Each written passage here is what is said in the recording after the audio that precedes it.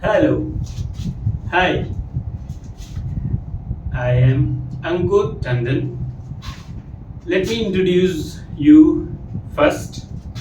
Usually, before introducing myself, I would give you the first tip of speaking English. The first tip is that usually people, while speaking, say myself.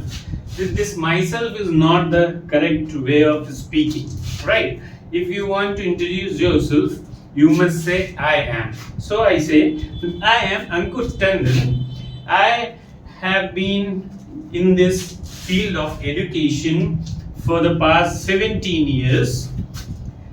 I have seen many students facing problem in English. Since I am from UP, this part of our country, India, is actually lacking in education, especially in English speaking, English learning. The children are not able to read properly.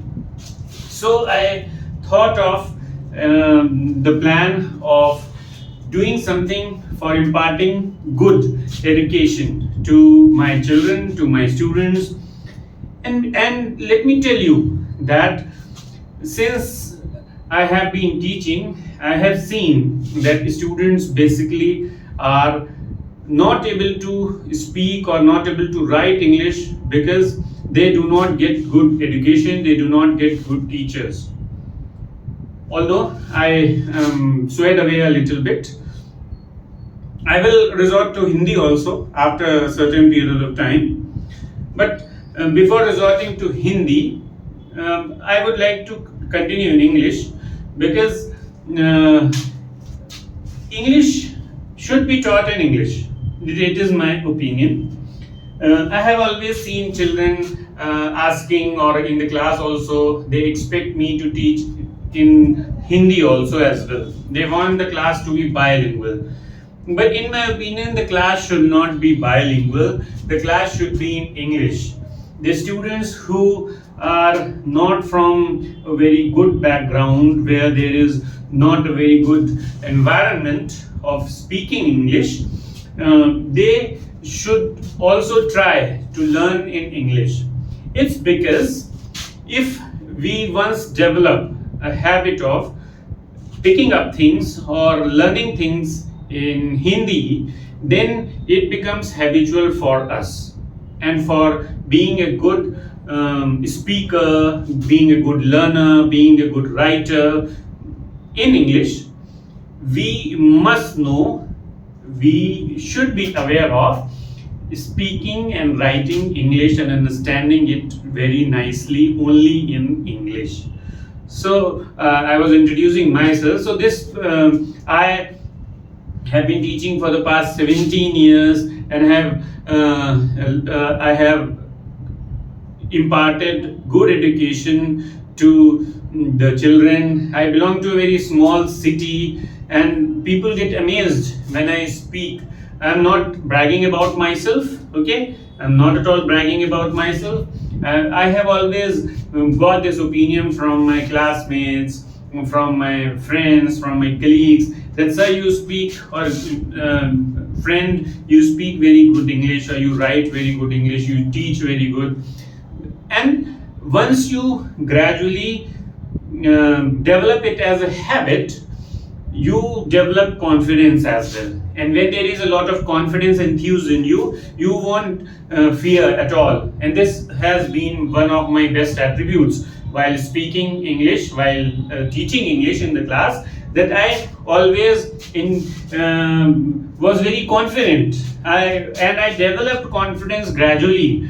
When I started teaching English in 2005, as just I completed my B.Ed and I am a PG also in English, and when I started in 2005, I started from an English medium school. I saw that the children are facing a lots of problem in writing English. So I focused, since it was an English medium school, the children were a little aware of speaking in English.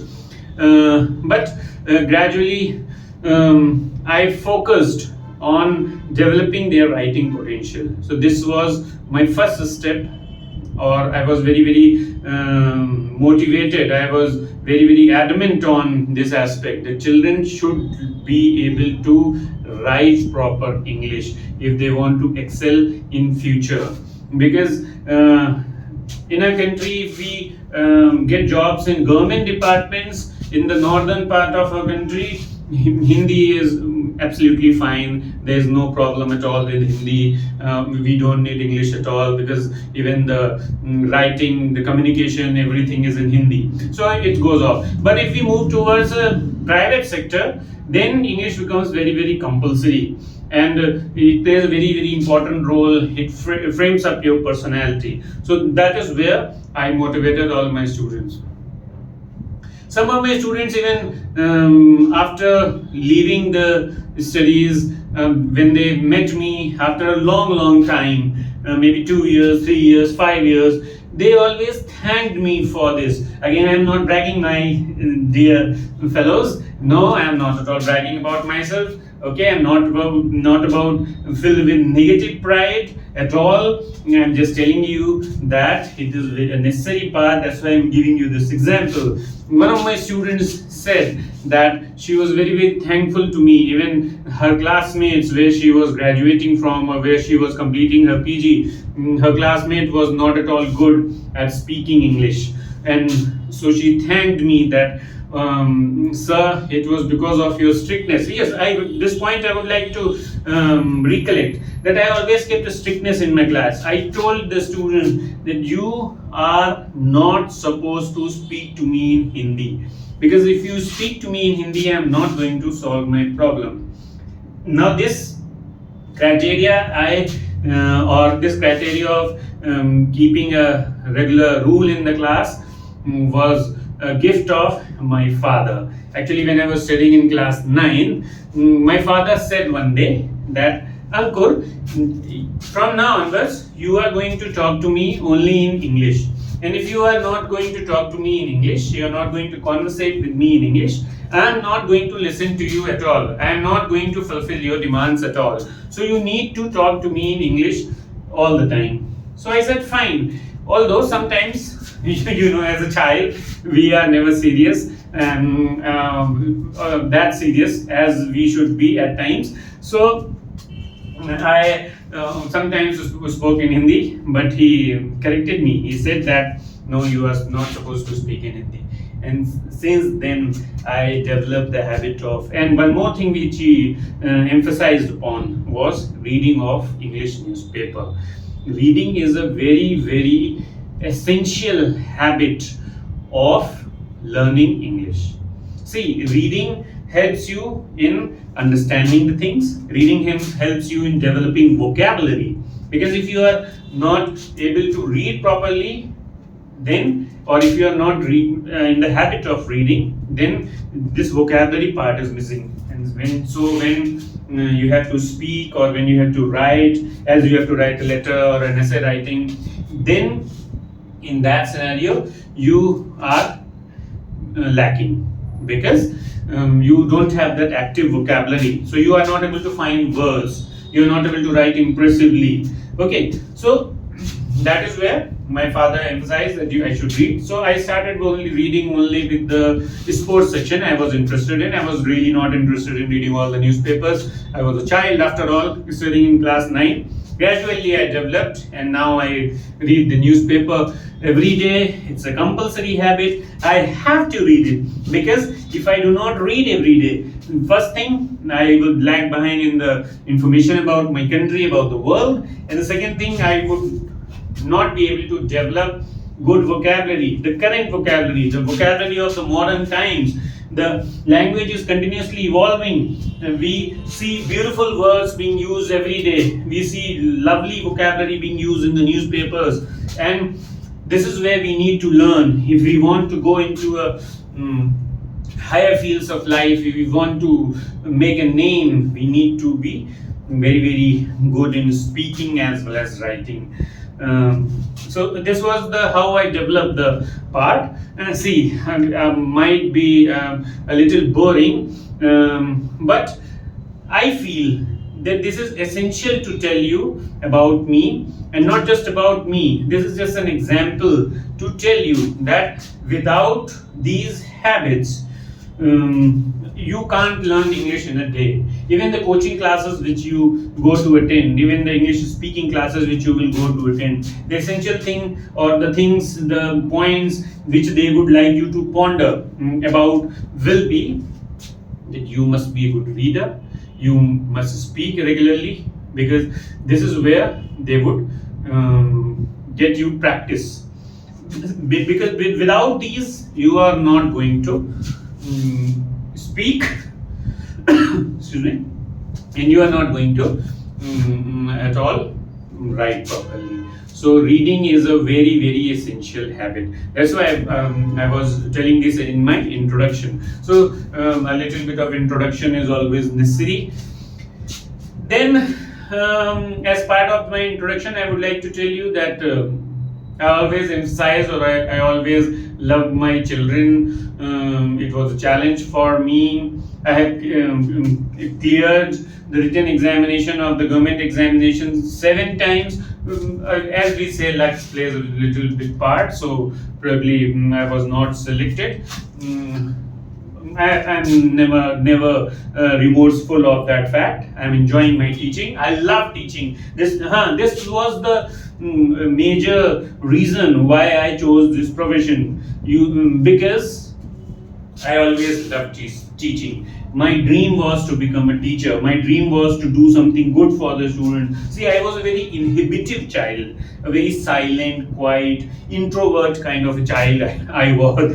I am sometimes surprised at myself what kind of a child I was. I never talked to people. I stayed throughout the day, even when I was young, was graduating or doing PG, when I was not going to the university, and I stayed in the house. I was there in the house, no roaming around on the roadside, no partying around, although the culture was also missing of partying and all at that time. And I stayed and kept reading and reading and reading. Whatever kind of book I got hold of, whether it was Hindi, whether it was English, I emphasized on reading. I read, I learned, I loved reading because it gave me a plethora of ideas. Had I not continued with the reading part, I don't think I would ever have developed such kind of a good vocabulary. So reading was an essential part of this point. Now, excuse me. The second thing which I would like to highlight about my introduction was that it was always a challenging scenario teaching children, and I had to do a lot of changes in myself. As I told you that I was an innovative child, I was not very, very confident early in the days, but gradually when I kept teaching, I emphasized upon developing my confidence. I emphasized, or I paid attention towards those aspects which this student need, like moral views, discussing about the general aspects of life, and I brought all those aspects in my classes so that the students not only get only the facts of a particular chapter, of a particular topic, but they at the same time are able to relate it with the world, relate it with the society, relate it with their lives. Because unless and until literature, which is called the mirror of society, is not able to relate it with the life, with your own life, the learning of the topic or the chapters of literature is entirely useless. You must be able to correlate it with your life. So anything, this was my introduction, and so I enjoy teaching very much. I just am really very, very thankful to all my lovely children who showered lots of love to me, the amazing cooperation they showed towards me, and the COVID times gave me this idea of using this platform. Although I had made certain videos, but it was up to a local level, it was imparting education in the school, but the way since the videos had to be shared only on the WhatsApp or on emails, so the videos were short, and that's why I did not put them in this channel which I am going to create today, which I am creating today for you all my students. I hope it will be of great help to you. It will be beneficial to you. You would definitely be benefited by the education which I am going to impart today, the things which I am going to teach you today. And I would go slow. I would not go fast. Might not complete a topic in a single day, because my opinion and my objective is that you should be able to understand things properly.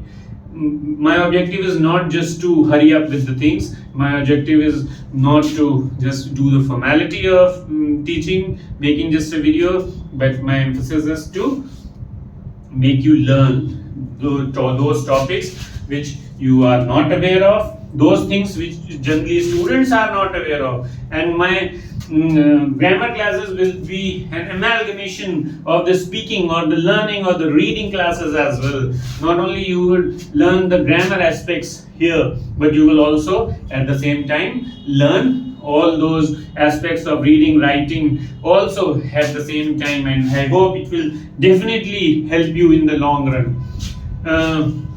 I always want that the student should be very confident. They should be able to express themselves. So it's my request, children, if you are shying away from speaking, if you are shying away from reading, if you are shying away from taking up different kinds of projects, discussions, debates, speeches, then my dear students, my dear followers, my dear children, I would definitely would love to see you performing on the stage, taking up the cudgel to do things on your own, becoming more confident, because unless and until you perform on the stage, you would never be able to be as good as you should be. I have seen many students who are very good in studies but are not able to speak properly, but are not able to present themselves. So English plays a very important role in your presentation, as well as we are seeing a very developing scenario, modern scenario everywhere. So we need to focus on this aspect as well. So I hope my introductory part would not bore you much. I shared my experience how I became a teacher. I shared my experience how I started with this aspect. So today in this class, the first topic which I am thinking of picking up is synthesis. I hope you have heard about this topic. Although back should not be shown. This is the first lesson of the B.Ed class. Okay, I showed you my back. The back should not be shown. You should stand at 45 or 60 degree so that you are able to see the class also. So the synthesis. Now what is synthesis? Are you aware of? Synthesis means mixing up, remix. As we say, there was a time when I was doing my intermediate or my graduation in 1999, 2000. There was a total sway of remix songs. All sorts of Bollywood songs, old songs were remixed and produced, and were brilliant music they had. So synthesis is also remixing of sentences, or mixing up of sentences. Okay, so today we pick up this topic, synthesis. Synthesis means mixing or joining of sentences. Okay, joining of sentences. I would go slow so that you are able to understand things properly. Understanding things properly is very essential aspect, and so I want you to understand things, right? So joining of sentences. Now in this topic today we are going to study about simple sentences.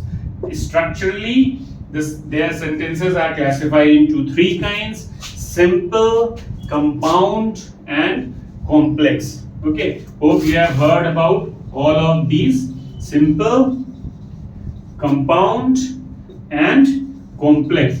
If my writing is not very beautiful, I apologize for that, because my teachers always said, "Uncle, you don't write nicely. Uncle, you need to improve your writing skills." But I could never. I also tried my level best, but this is how I write on the board or in my notebook also. My important lesson, we usually say copy on which we write, but it is not copy. Copy means copying someone, making things as someone is doing. So it is a notebook. On something which we write is a notebook, not a copy. Okay, so three kinds of sentences are there: structurally, simple, compound, and complex. So today let's see what is a simple sentence.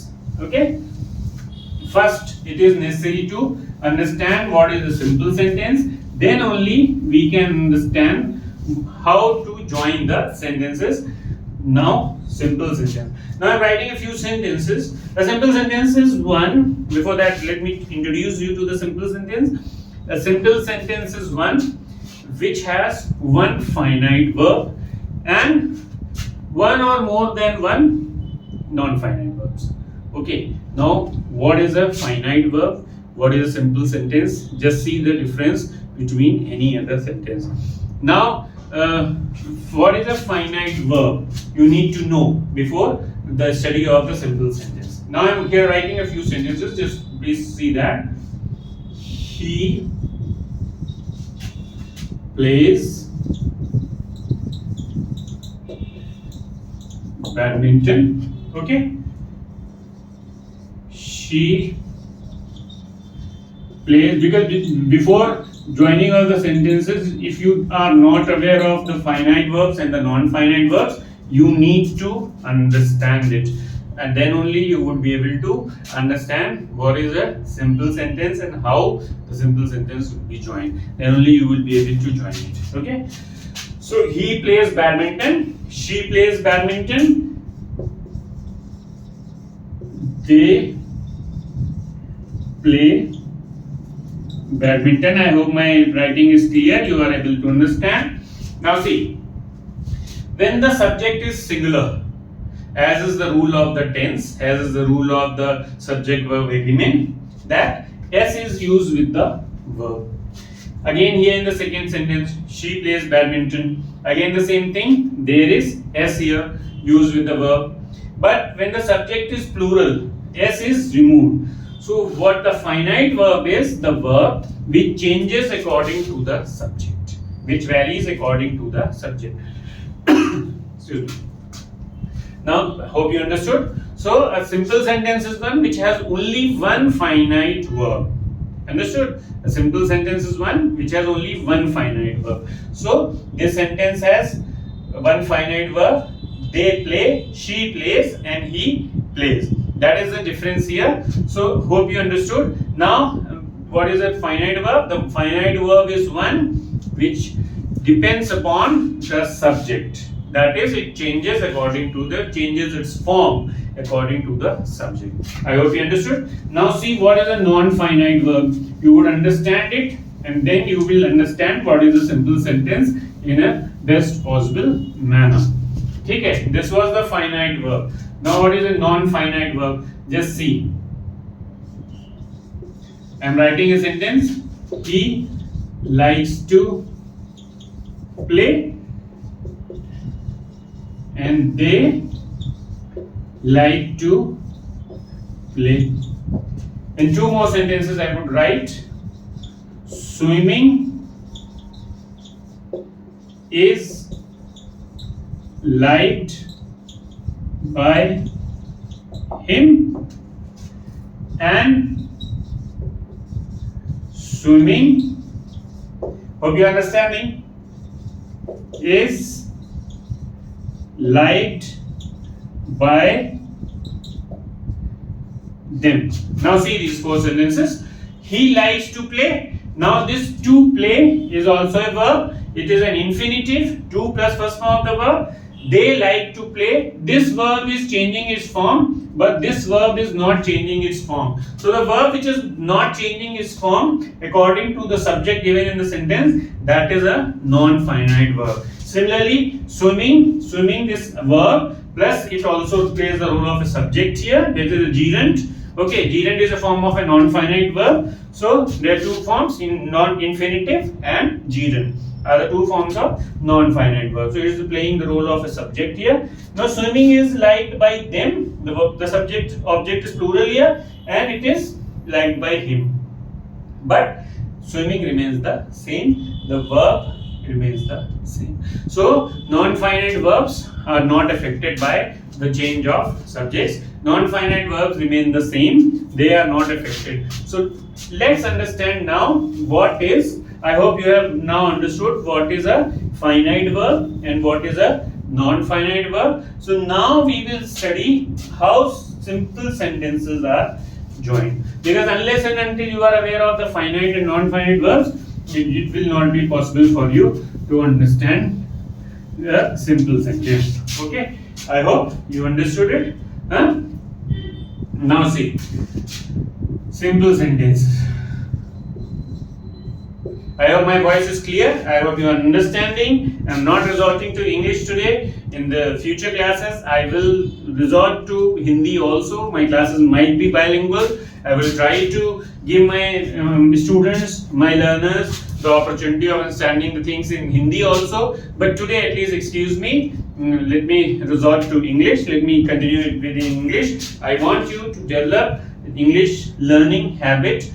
You are already very good, I know, in understanding English. So I want you to be quick learners and you learn only in English. Okay, thank you. So simple sentence. The first is use of participle. Okay, now what is a participle? Anybody aware of what is a participle? A participle is a form of a verb. There are three kinds of participles. The one is present participle, the second one is past participle, and the third one is perfect participle. Okay, participle is also a form of a verb. Fine. Now what is present participle? Present participle is ing form of the verb, right? So use of participle. First will be present participle. Three kinds of participles are there: present, past, and future. So sorry, perfect. Now let's study present participle. Okay. Now, how to join sentences using present participle? What is the form of present participle? I have already told you, ing form. The verb has to be in ing form. That is called as present participle. So let's see the first sentence. How the two sentences will be joined using present participle. Right? First sentence.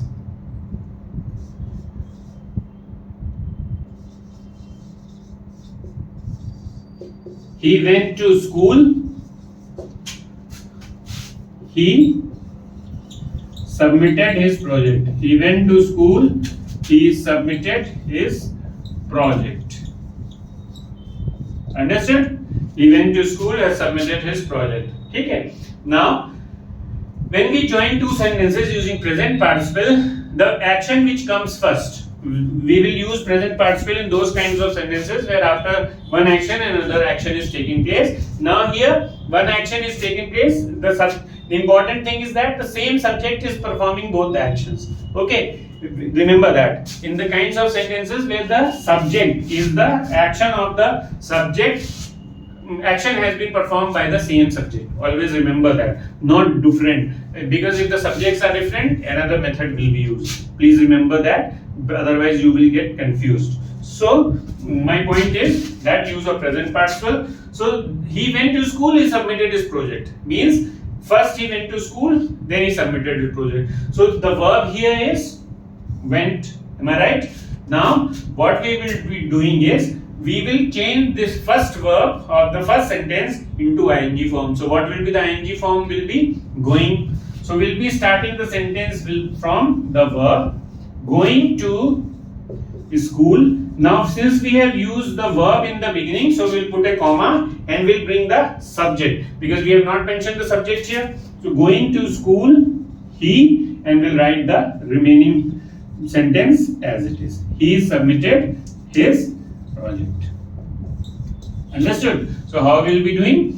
We will be changing the first verb into ing form. We'll write the sentence, and then by putting a comma, we'll put the subject because the subject was not mentioned here in the first part, and then we'll write the remaining part as it is. I hope the sentence is clear. Understood? Let me give another example. Just a minute. If you have not understood, let's see another example.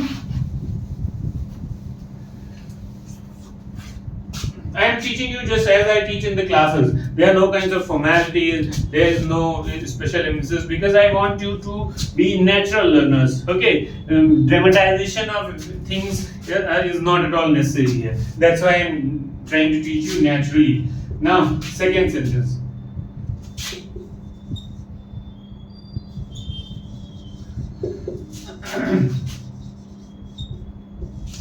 The girl learnt her lesson.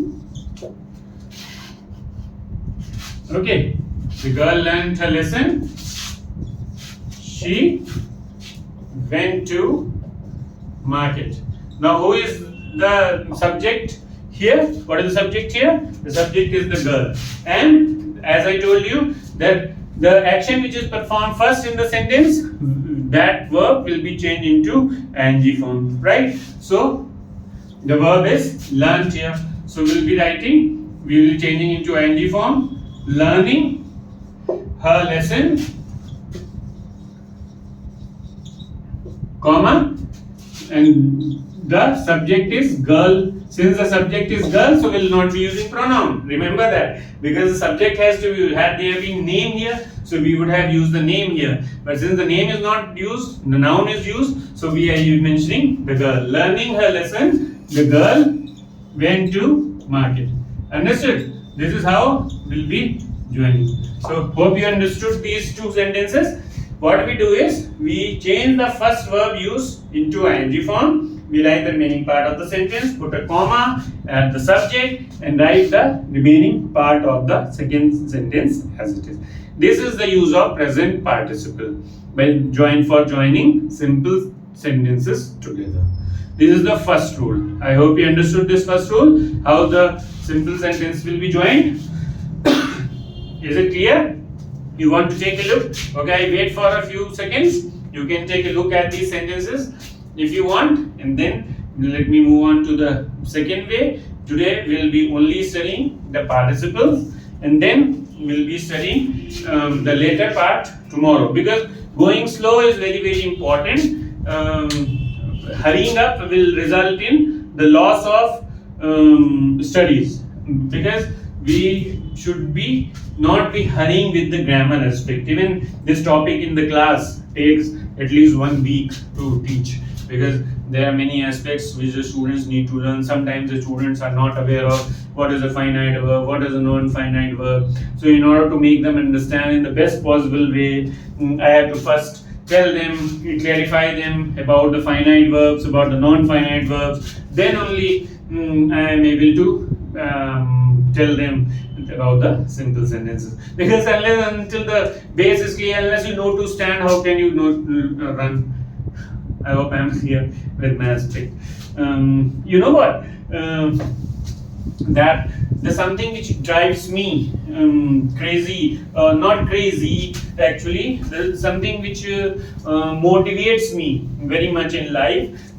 Is a very, very famous line of Robert Browning, if you have heard about his name. When I was a student like you, when I was studying in, I was a teenager, I used to think how people feel motivated by reading somebody's line or quoting somebody. But when gradually I became young, I came up to this stage.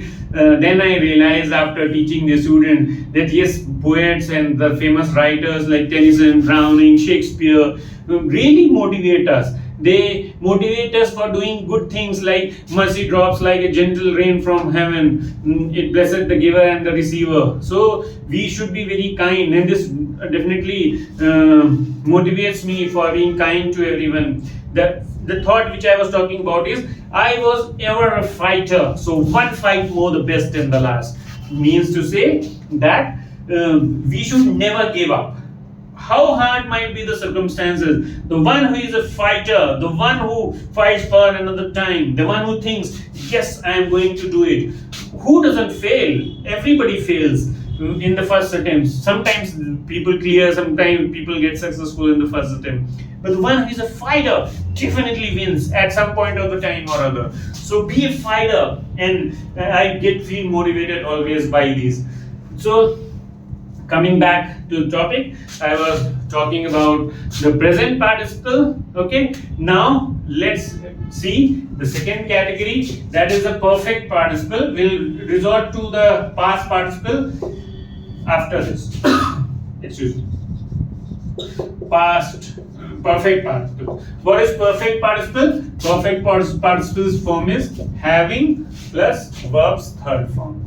Okay. When you are joining sentences by participle, the point which I have already told you, the important aspect, that those sentences will be joined by using participle where the subject is the same. Means the action is done by the same person or the same subject. Because if the subjects are different, there is another category which is called as nominative absolute, that will be used. I will be telling you it in the next classes. Okay, so don't worry about that. I will tell you every aspect of this. Today you hear about, today you listen to this aspect. Okay, so perfect participle. How the perfect participle sentences will be joined? Having plus third form of the verb. Now see, the sentence is, the farmer ploughed the field. The farmer ploughed the field. Okay. He went home. He went home. So means after he has completed one action, he completed another one. Now, while joining the sentences by using present or perfect participle, any of them you can use. There is no special category of sentences or any special kind where you use of present participle or perfect participle. Either of them can be used. There is only one kind of sentence which I would be telling you where there can be a difference. Now, the farmer ploughed the field, he went home. Now, what we will be using, similarly as we make use of the verb in the present participle, here also we will be making use of the perfect participle first. Having, ploughed is already in third form, so we don't need to change it. Having ploughed the field, okay, a comma, we will put a comma. Having ploughed the field, and who is the subject? Come on guys, yes, you are right. The subject is the farmer. Absolutely, I can hear you. Having ploughed the field, the farmer went home. Okay, so almost the same kind, the way we make use of in the present participle, similarly we are also making use of it in the perfect participle. Having ploughed the field, the farmer went home. Okay, now second sentence, see here, the sun rose, the birds flew away. Sorry, the birds flew away. Now here the subjects are different in these two sentences. Okay, the sun rose, the birds flew away. This is where I just told you a few seconds back that here you need to be careful. Now while making use of perfect participle, since the subjects are different, the sun rose, the birds flew away. So first we will not be writing the verb, since the sun is a non-living thing. Important point. Sometimes some kind of comedy is necessary. Have you seen the serial Friends? It's an amazing one, the best serial ever produced. If you have not seen, just see. You would definitely enjoy it. The Friends is a very, very beautiful serial on that beautiful relationship of friends. As we are in the classes, we make fun a lot. We make fun of the students. We make fun of the teachers. We make fun of the family members. So similarly, this serial, The Friends, is really, really, very, very brilliant, and it's an English one, and you will definitely love to see it. It has many seasons. Now we have seasons of the seasons as well. Earlier we had only listened about the seasons of like winter, summers, spring season. Okay, but we have seasons now of the serials also. That's how the time is changing. The time is evolving. So coming back to the topic, the sun rose, the birds flew away. So we will be writing the sun having risen. Since there is always an exception in grammar, so the rules keep changing.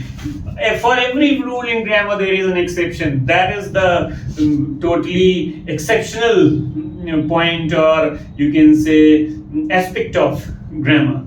For every rule, there is an exception. So the sun having risen, comma.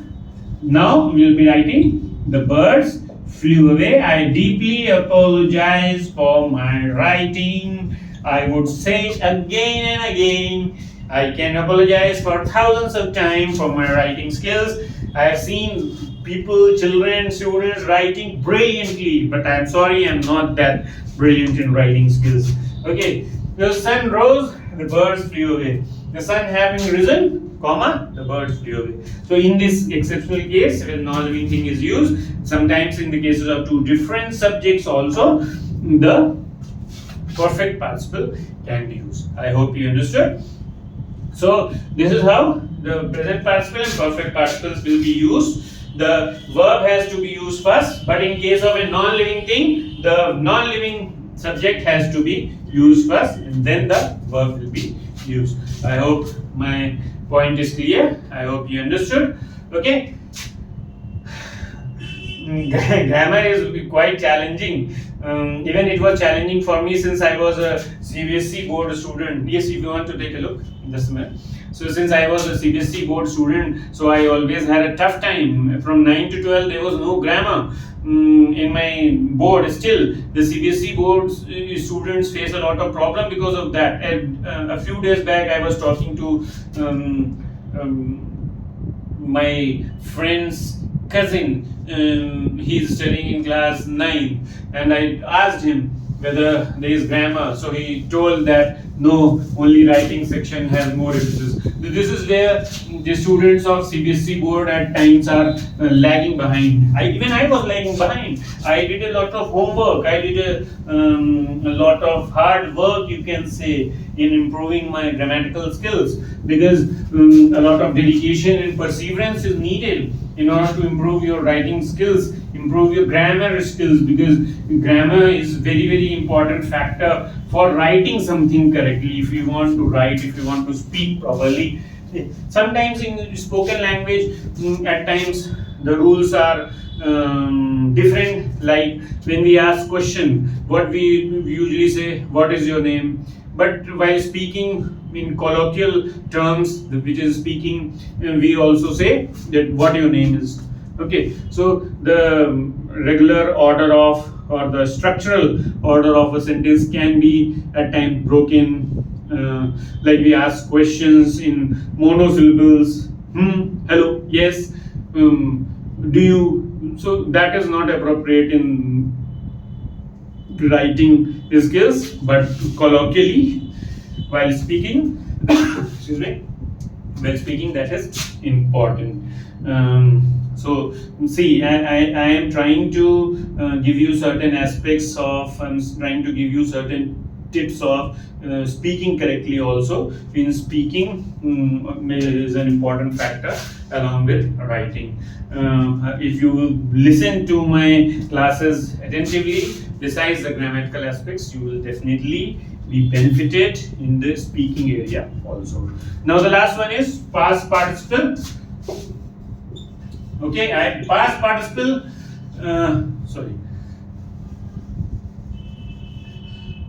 past participle is plays the role of an adjective in a sentence. Now, what is an adjective?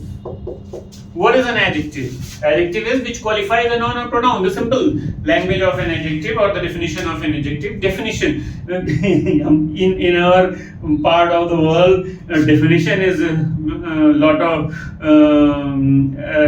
definition is very important, right?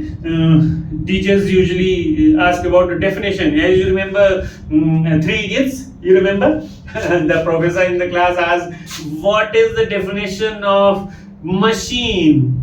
Okay, so the role played by Amir Khan was really very superb, where he gave a very nice definition of machine. Although he gave a definition of machine in different terms, his way of answering was not appropriate. A professor should not be answered like that. I am not with him. I am not favoring him that he was right. Although his definition was right, but the way of answering the question was not correct. But definition is not definition. Like people usually say, what is a noun? If you ask a question, what a student ask a student, what a student reply? A noun is the name of a person, place, or thing. No, man, don't go with the definitions. No, you are not supposed to mug up the definitions. Instead, just simply say everything which has a name or a naming word is a noun. So you need to change the scenario. You need to change the way of telling things. Mugging up things, that is by hearting them, is not at all a good thing, because there is a chance of forgetting. The students who by heart sometimes are not able to tell, even in 11th, 12th classes. Can you believe? Will you believe what I am saying? They are not able to answer what is a noun because they have learned the definition, and the definition they forget. It is not definition. Usually students say definition. No, it is definition. Okay, right? Past participle, which plays the role of an adjective. Adjective is which qualifies a noun or a pronoun, or which tells about the quality. So now let's see. Sentence is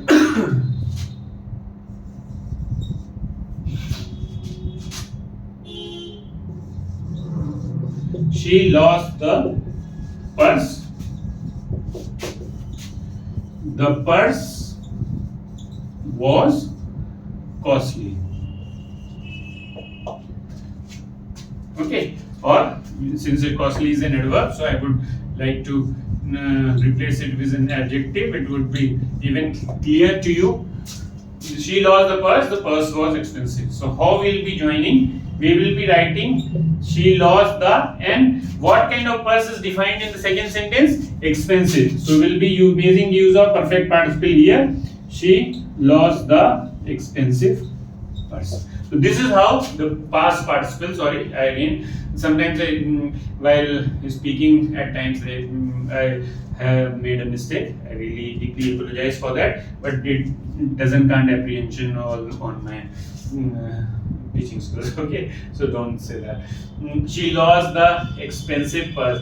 Now the quality of the purse is given in this sentence, and what I told you about the adjective, it tells about the quality, which qualifies a noun or a pronoun. Purse is being qualified by the word expensive. So she lost the expensive purse. This will be the answer. Or another sentence you see, you will come to understand it better. What is how the past participle will be used? Okay. He met a man. The man was old. Now, how the man was? Yes, I can hear. He met an old man. Understood? So this is the role of past participle, that it plays the role of an adjective in a sentence. And the way an adjective is used in a sentence to define a noun or pronoun, in the similar manner, this is also used to define a noun or a pronoun. I hope it is clear to you. I hope you have understood. Today we stop here in this video. Today in this class. Today we stop here. Starting slow. I have explained to you about the participle. As I teach my students in my class, that I go slow. I tell them in detail all the aspects of the grammatical topics. Similarly, I am telling you all the aspects of the grammatical topics. I hope you enjoyed my class. I hope you had a good experience of this class. So continue watching my videos. It's a sincere request to you. If you have liked the explanation part of mine, please do click the like button and do subscribe my channel. It would be a very nice gesture of yours. I would be very, very thankful to you if you do that. And I would keep bringing you very good information, very good knowledgeable facts about your English. Not only you would be imparted with the grammatical topics, not only you will be imparted information about the grammatical topics, about you will not be just taught about them, but also you will be made familiar with all the detailed aspects of English. Thank you very much for watching this video. Have a good day. Ciao.